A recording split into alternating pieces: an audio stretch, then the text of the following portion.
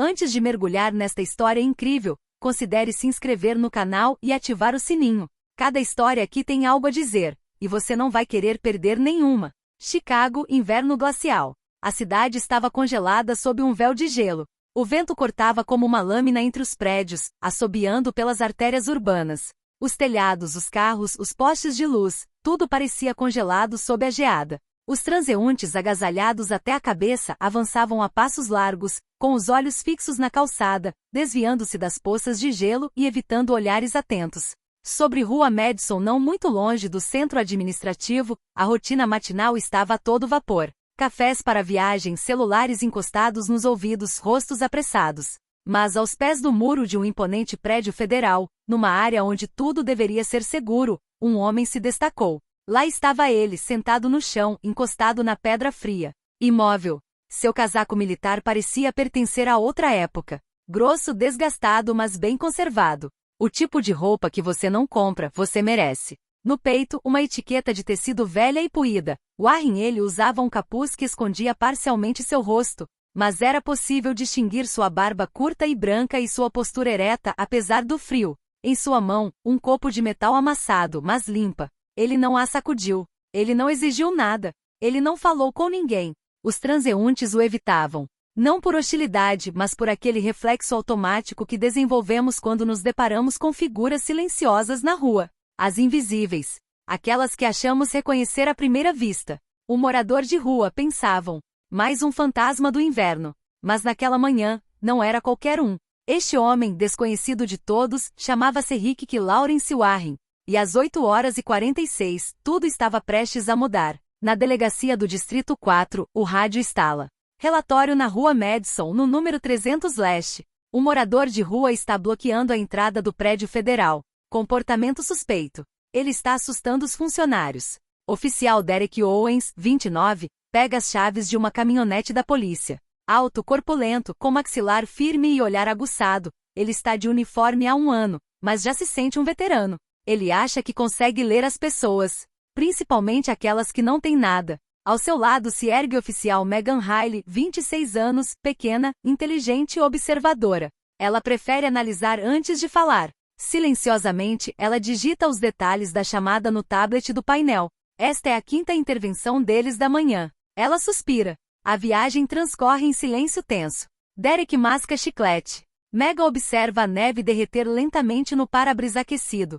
Outro cara que quer dormir em algum lugar quente, diz Derek cinicamente. Ou alguém que esteja apenas com frio, responde Megan, quase inaudivelmente. Derek dá de ombros. Você quer que a gente espere ele entrar no prédio e fazer bagunça? Estamos aqui para garantir a segurança, não para brincar de assistentes sociais. Ao sair do veículo, Derek Owens ajusta automaticamente seu colete à prova de balas. Ele dá alguns passos rápidos, suas botas triturando a neve salpicada de sal. O frio arde em seu rosto, mas seu tom de voz ainda é ríspido e ágil. Vamos, senhor, temos que sair daqui. O senhor está bloqueando a entrada. O homem não se move. Nem um cílio. Sua respiração sobe suavemente no ar frio, formando nuvens leves que se dissipam imediatamente. Derek franze a testa. Levante-se. Agora. Ou vou prendê-lo por perturbar a paz. Entendeu o que estou dizendo? Ainda sem movimento. Sua postura é estranha, ereta demais para um morador de rua, controlada demais. Seus ombros não estão caídos nem trêmulos. Há uma solidez neste corpo que Derek não consegue decifrar. Com um gesto brusco, ele estende a mão e agarra o braço do homem com autoridade. Mas ele fica surpreso com a firmeza muscular sob as camadas de tecido. Não é a magreza de um homem em perigo. É a tensão de um corpo treinado e alerta. E lá, o homem se move. Muito lentamente ele vira a cabeça, como um mecanismo preciso. Ele levanta o queixo, revelando um rosto marcado mas digno, uma barba branca e curta, feições encovadas, rugas profundas nos cantos dos olhos. E acima de tudo, uma olhada. Um olhar de aço. Gelado. Direto. Um olhar que viu a guerra. Nenhum traço de medo. Nem um pingo de submissão. Um olhar incontestável. Ele fala. Sua voz é profunda, baixa, cansada, mas clara. Ela não precisa gritar. Ela carrega autoridade natural, aquela que você não aprende em sala de aula. Policial. Retire a mão. Imediatamente. É uma ordem. Derek fica paralisado, com a mão pendurada, surpreso com o tom. Ele dá um passo para trás e ri nervosamente. Uma ordem? Espere um minuto. Quem você pensa que é? O prefeito? O homem começa a endireitar primeiro, ele coloca as mãos nos joelhos. Levanta-se sem cambalear apesar do frio. Ele não treme. Não é muito grande, mas a maneira como ele se posiciona transforma o espaço ao seu redor. Era como se de repente a rua pertencesse somente a ele. Ele fixa os olhos nos de Derek e então fala com clareza e nitidez, cada palavra ressoando como uma lâmina. General Henry Lawrence Warren. 3 estrelas. Aposentado, Exército dos Estados Unidos. Número de serviço 729, 114. Servi este país por 37 anos. Afeganistão, Iraque, Kuwait. Enterrei mais homens do que você já comandou. Condecorado 11 vezes. Uma pausa. Então, encarando-o, ele acrescenta em tom sério. Estou aqui para honrar meus irmãos caídos. Não para implorar. O silêncio se torna brutal. Como se o próprio vento tivesse parado. Megan Riley, sempre em segundo plano, defeito ela olha para o colega, depois para o homem. E finalmente vê o nome bordado na parca. Warren ela engole em seco, incapaz de dizer uma palavra. Derek, no entanto, permanece sem palavras. Sua boca se abre e depois se fecha. Seu olhar oscila entre a raiva e a dúvida. Ele dá meio passo para trás e agarra o microfone do rádio em seu ombro. Central, aqui é a unidade 274. Preciso verificar a identidade. Nome, Henry L. Warren. Possivelmente ex-militar. 3 estrelas, ele alega. Número de serviço 729, 114. Solicitando confirmação. Um leve estalo responde. O rádio permanece em silêncio por alguns segundos.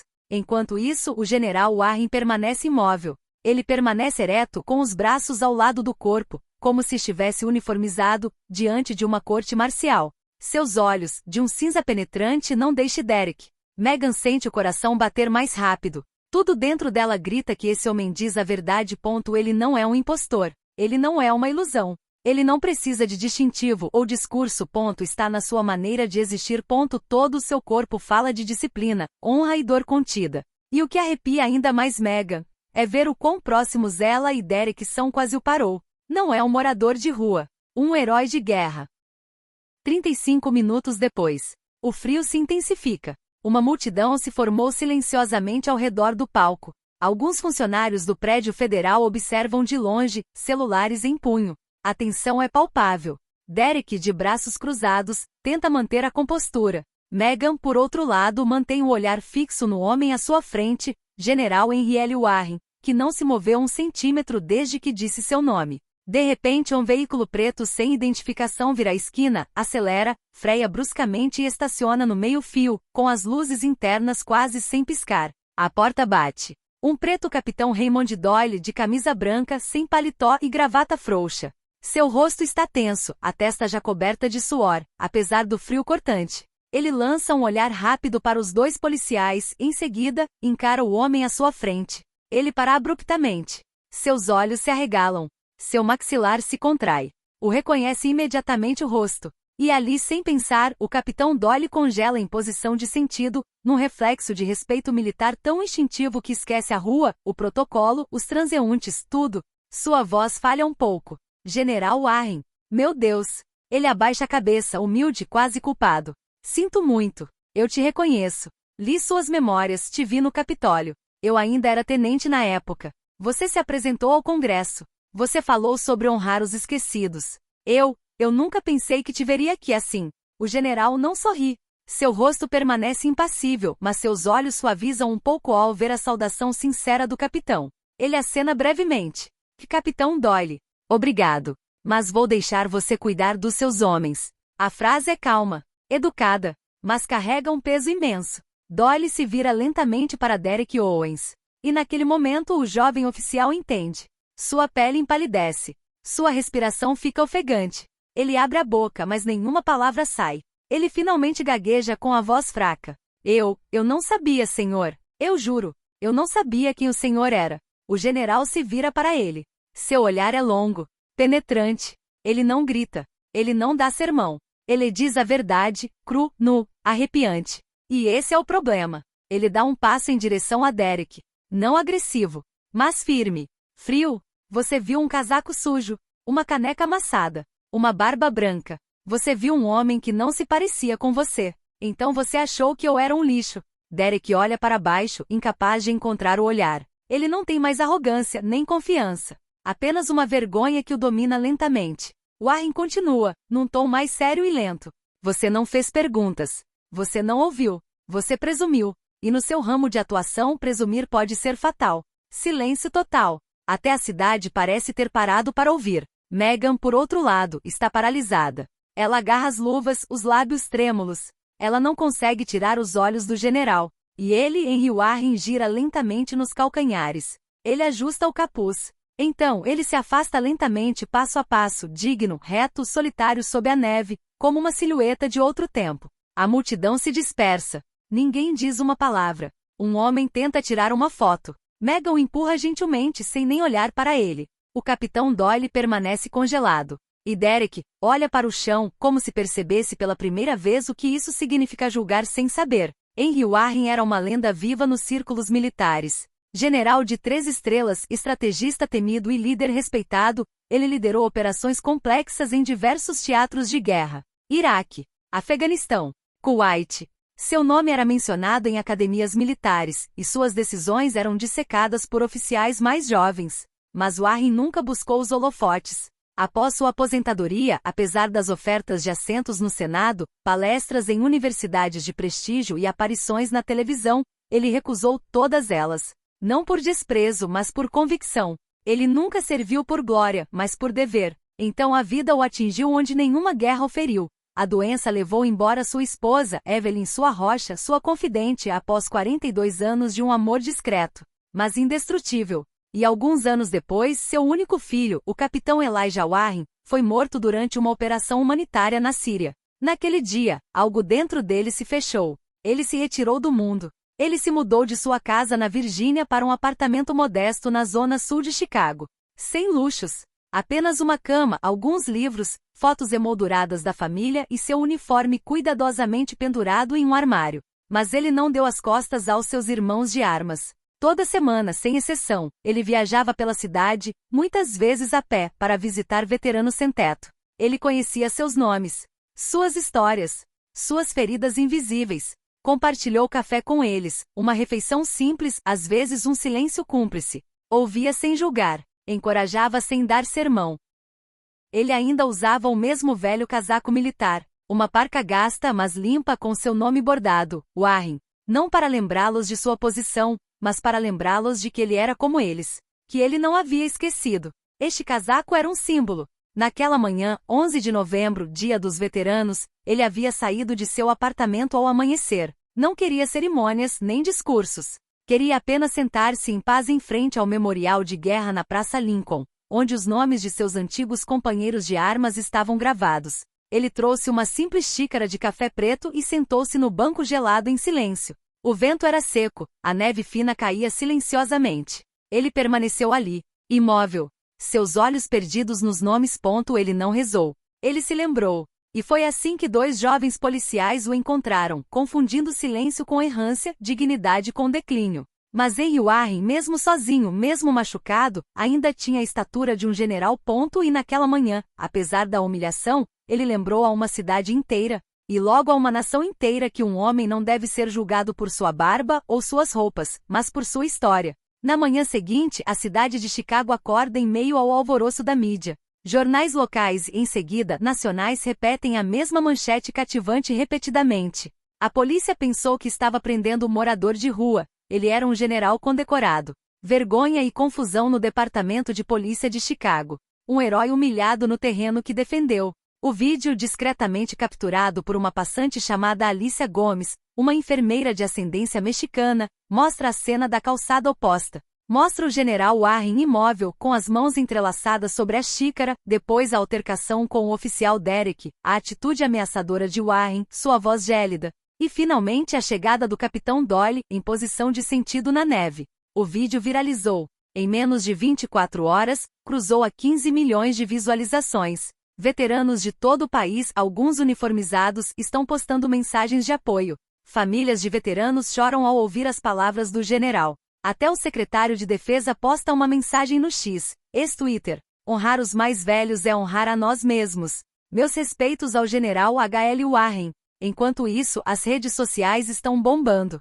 As hashtags estão em alta. Hashtag respeite Warren, hashtag Aero humilhado, hashtag Chicago faz melhor. Prefeito de Chicago convoca coletiva de imprensa de emergência. O chefe de polícia lê um discurso tenso, evidentemente escrito por seus assessores. Lamentamos profundamente o incidente. Uma investigação interna está em andamento. O general Warren merece nosso absoluto respeito. Mas nada pode extinguir a crescente raiva da população. Henrique Warren, ele permanece em silêncio. Por 2 dias ele não atendeu a nenhuma ligação, ignorou pedidos da CNN, NBC, PBS e até mesmo de veteranos influentes. Então, pressionado por antigos companheiros de armas, ele aceita relutantemente uma entrevista única, no jardim de um asilo que ele frequenta há anos. Diante das câmeras, ele ainda veste sua velha e surrada parca com a famosa etiqueta Warren costurada no peito. Ele fala com uma voz profunda e calma. Não se trata de mim. Sou apenas um homem entre muitos. Milhares de veteranos vivem nas ruas. Homens e mulheres destruídos pela guerra, esquecidos pela sociedade.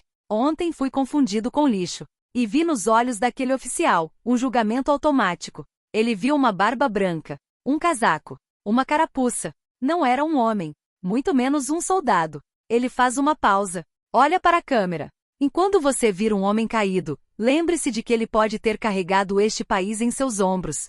Um silêncio. Então ele abaixa os olhos, recusando-se educadamente a dizer mais alguma coisa. Poucas semanas após o incidente, a cidade de Chicago tomou medidas sem precedentes.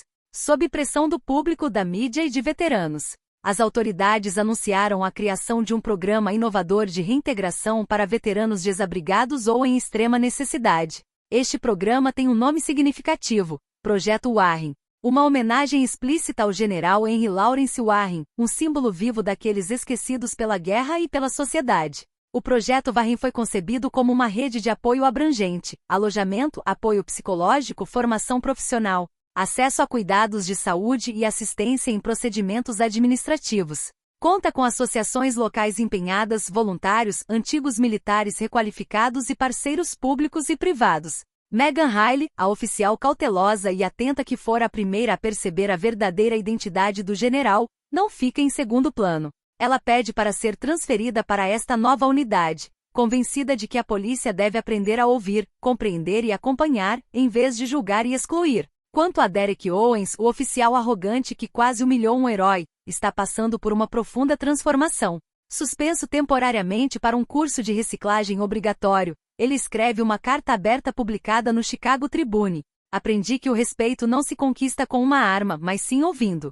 Naquele dia vi um homem que me deu uma lição de dignidade. Tenho vergonha de tê-lo julgado. Devo a ele minhas desculpas e muito mais. Seu texto sincero e humilde suscita debates na comunidade policial, abrindo caminho para uma reflexão mais ampla sobre preconceitos e a formação dos agentes da lei. Nas ruas de Chicago, no início da manhã, quando a cidade ainda dormia sob um véu cinza de neblina, algumas testemunhas relatam ter visto uma figura familiar. Um homem solitário senta-se em frente ao Memorial dos Veteranos na Madison Street. Ele ainda veste aquele velho e desgastado casaco militar, um casaco que parece impregnado de história e batalhas. Em suas mãos, uma xícara vazia, símbolo de sua simplicidade e luta silenciosa. Os transeuntes param.